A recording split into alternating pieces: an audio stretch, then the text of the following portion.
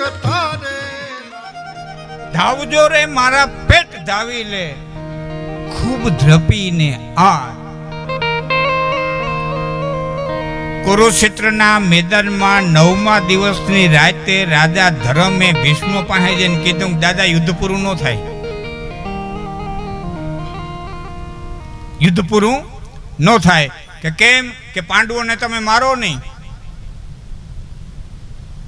અને તમે કોઈથી મરો નહીં,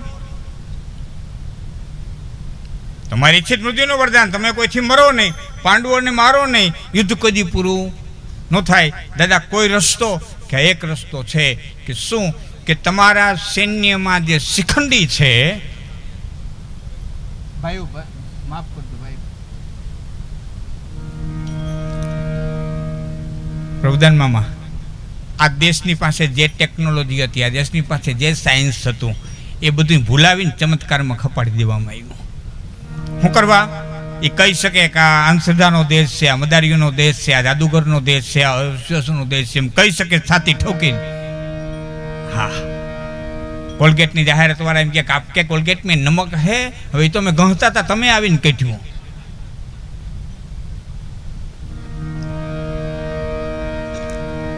આ દેશની તાકાત.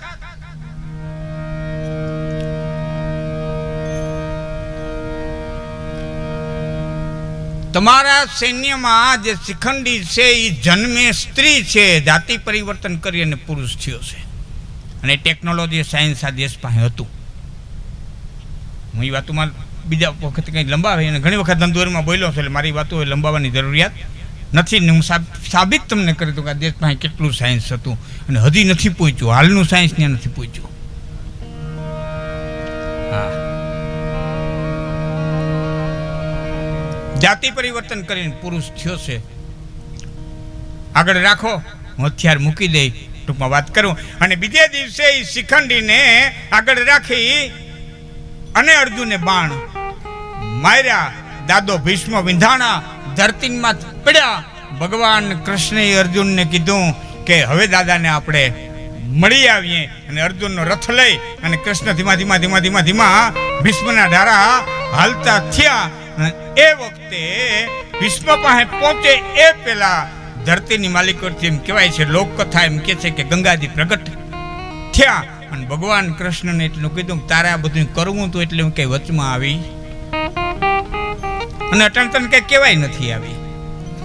હું મારા દીકરાનું છેલ્લું મોઢું જોવા આવી, મારા ભીષ્મનું, મારા દેવદત્તનું છેલ્લું મોઢું જોવા આવી, તને કઈ કહેવા નથી આવી. પણ આ તો ભટકાઈ ગયો ને, એટલે બે વેણ તને કેતી જાઉં. અને પછી માં ગંગા બોલ્યા હતા કે કૃષ્ણ એક હિજડાનો ઓછળીને મારા દીકરામાં ઘા કરાવ્યો,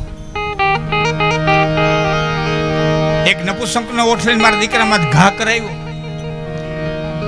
એક વખત એને રથમાંથી શિખંડીને હેઠો ઉતારી અને પછી અર્જુનને લઈને આવ્યો હોત ને તો તને ખબર પડત કે ગંગાના ધાવણની માલિક હું તાકાત છે. આ તો હિજડાના ઓથે ઘા કરાવે.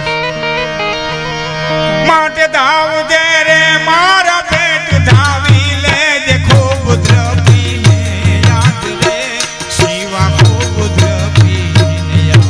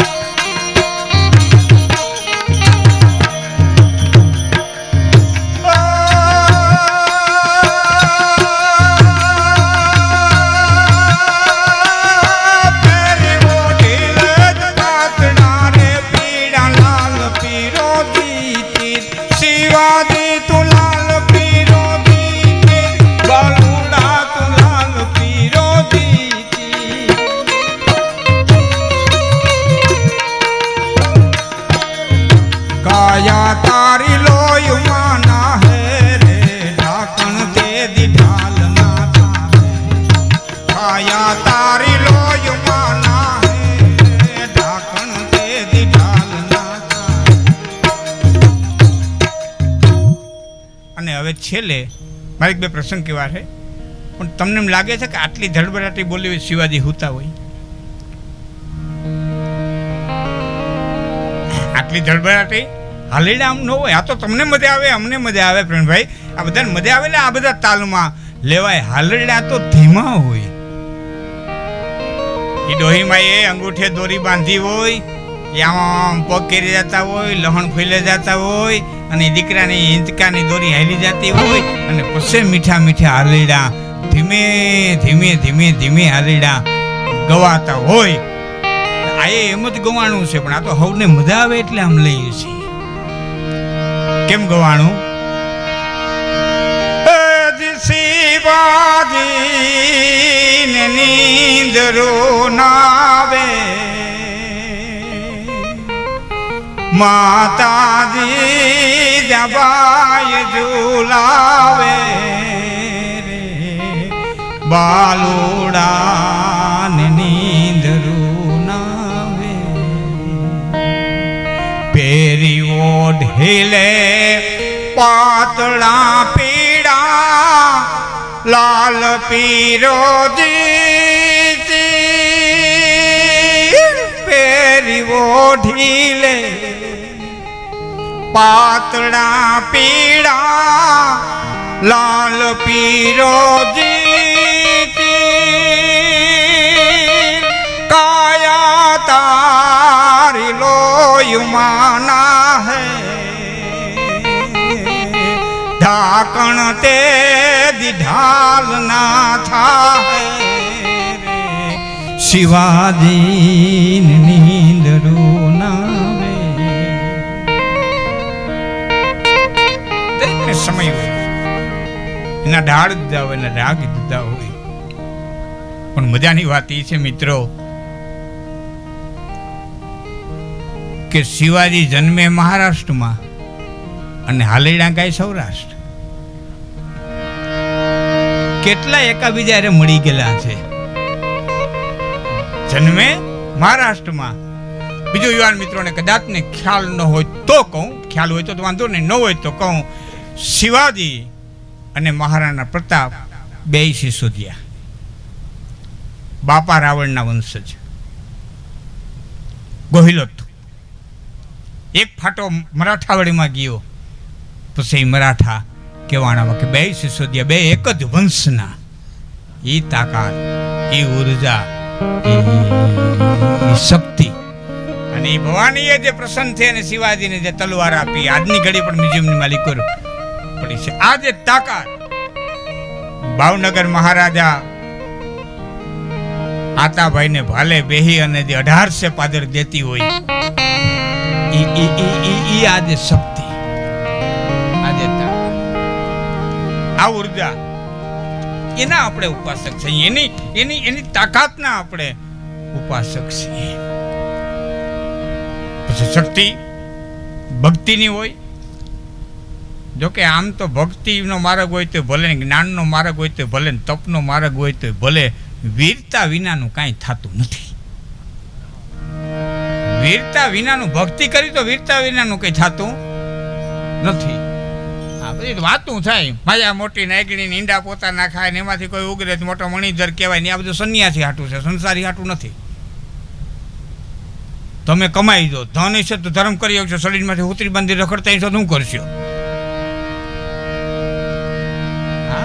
તાકાત દીધી હોય તો કમાઈ લેવું જોઈએ. એ માયા મોટી નાગણી ને બધું સંન્યાસી માટે છે. સંસારીના ધર્મ જુદા છે, સંન્યાસીના ધર્મ જુદા છે. એક નોખું પાડવું જોઈએ. હા, બેયના ધર્મ.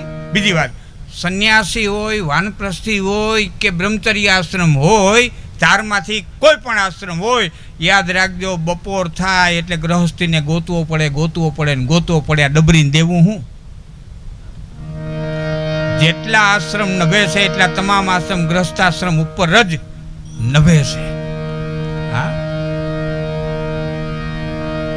એક ભાઈ મને પ્રશ્ન કર્યો હતો, મને કે આ સાધુઓની 80-80 લાખની ગાડી, 90-90 લાખની ગાડી, મને કે અટાણે જોઉં તો મને કે જમાવટ.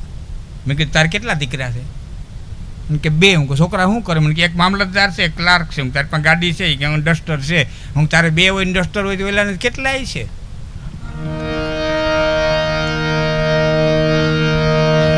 એના સેવકોના સંતાનો જ કહેવાય ને. અને સેવકોએ આપવું જોઈએ, એની ફરજમાં આવે. જેમ દીકરાઓની ફરજ બાપને નભાડવાની આવે, એમ આશ્રમને નભાડવો એ સેવકોની ફરજમાં આવે છે. કમાણીનો 10મો ભાગ દેવો પડે. પણ તરહના પ્રશ્ન કરે માણા. હા, એક ભાઈ મને કે દ્વારકાને દેવડે ઊભી અને આમ કરી દે, ટીવીમાં જોતા હોય ને એટલે એમ કે આમ કરે, આમ તો બધાને જાડા જાડા દોરા ને હવને ઘીરે એ ગાડીઓ ને હવને ઘીરે ફ્રીજ ને હવના ઘરમાં એસી ને, એને તો એટલું જ કરવું કે એને ક્યાં કહી દેવું, ખાલી આમ કરવું. આમ કરે તો બધા નો એક થઈ જાય. આ હળેની હાટડી બધા થાય હતી. વ્યક્તિ મકાન કોઈથી બનાવ્યા? મને કે હા. પાયા ખોદવા કોણ આવતું? પાયા ખોદવા કોણ આવતું? મને કે મજૂર આવતા. હું બરોબર છે. તારા જેટલા સગવડતાવાળા હોત તો આવત? તારા જેટલા સગવડતાવાળા હોત તો આવત? મને કે નહીં તો તું ગારી હોગત. મને કે નહીં તો રેવા દે ને, જેને જ્યાં રાખ્યા સમજીને રાખ્યા. હવને દુનિયાનું સંચાલન કરવા, ગરીબ તવંગર નાના મોટા હવને આ બધું કરવા હાટું થઈને રાખ્યા. એમ કોઈને સંન્યાસી બનાવ્યા, કોઈને સંસારી બનાવ્યા. આ એક મહામાયાની જે અકળ લીલા છે, જે બ્રહ્માંડ શક્તિનું જે હાલી રહ્યું છે, એમાં કોઈ ગરીબ, કોઈ તવંગર, કોઈ હારું, કોઈ હાતું, આ બધું આમનમ છે. બસ આપણા પગ ધગે ને તો આપણે સંપલ પહેલે ભાઈ દુનિયાને સાંભળે મઠવા ન જવાય.